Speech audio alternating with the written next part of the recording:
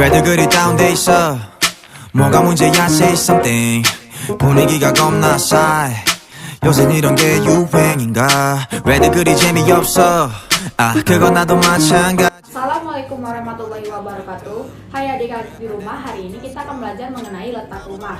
Letak rumah adalah salah satu identitas. Kita harus memahami letak rumah kita karena jika kita ditanyai oleh seseorang di mana letak rumahmu, kita harus bisa menjawabnya dan harus bisa menjelaskan di mana letak rumah kita. Letak rumah. Yang pertama, cara menunjukkan letak rumah. Letak rumahmu dan rumah temanmu pasti berbeda-beda. Untuk itulah kamu harus memahami letak rumahmu. Letak rumah yang pertama, cara menunjukkan letak rumah. Cara kita untuk menunjukkan letak rumah kita yang pertama dapat dengan menunjukkan ciri-ciri rumah. Yang kedua dengan menunjukkan benda-benda yang terdapat di sekitar rumah. Contoh, rumah Alen terletak di tepi jalan. Di depan rumah Alen terdapat jembatan kecil, ada juga parit kecil dan bersih. Di seberang jalan rumah Alen terdapat rumah sakit. Nah, itu adalah contoh dari letak rumah milik Alen. Selanjutnya, denah rumah. Denah adalah gambar yang menunjukkan letak rumah. Nah, dengan melalui denah kita dapat memberikan detail dari ciri-ciri rumah kita. Misalkan ini ada contoh dari denah rumah Yuta. Rumah Yuta berada di pinggir jalan. Yang gambar nomor 1 adalah rumah tetangga Yuta dan gambar nomor 2 adalah rumah Yuta. Kemudian di seberang jalan atau berhadapan dengan rumah Yuta ada terdapat rumah sakit. Nah, melalui denah ini memudahkan kita untuk menemukan alamat seseorang. Selanjutnya, alamat. Alamat adalah nama tempat tinggal kita. Salah satu manfaat alamat adalah tempat yang menjadi surat alamat yang jelas sehingga akan mempermudah pengiriman surat. Alamat juga berguna untuk mencari letak rumah. Materi selanjutnya menunjukkan alamat rumah.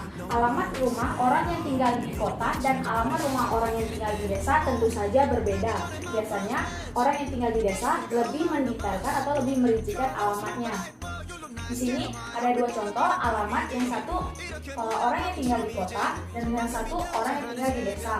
Nah, di sini dalam menunjukkan alamat rumahnya, kita hanya menunjukkan jalan rumahnya, blok rumahnya, serta berada di kota mana rumahnya. Tidak seperti Joni. Joni harus mendetailkan rumahnya seperti di dusun apa dia tinggal, desa apa namanya, dan kecamatan apa, dan di kabupaten mana. Nah, di sini dapat kita temui perbedaan cara penulisan alamat rumah orang yang di kota dan yang di desa. Biasanya alamat rumah orang yang berada di kota lebih cepat ditemui dibandingkan orang yang tinggal di desa. Maka itu orang yang tinggal di desa harus melampirkan alamatnya secara detail.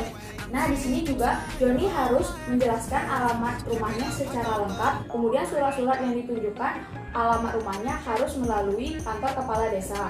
Nah, adik-adik, apakah kalian sudah paham bagaimana cara menjelaskan atau memberitahukan kepada teman kalian letak rumah kalian? Tujuan dari pembelajaran hari ini adalah agar kalian dapat menjelaskan kepada teman kalian di mana letak rumah kalian dan alamat rumah kalian jika ditanyai oleh teman kalian.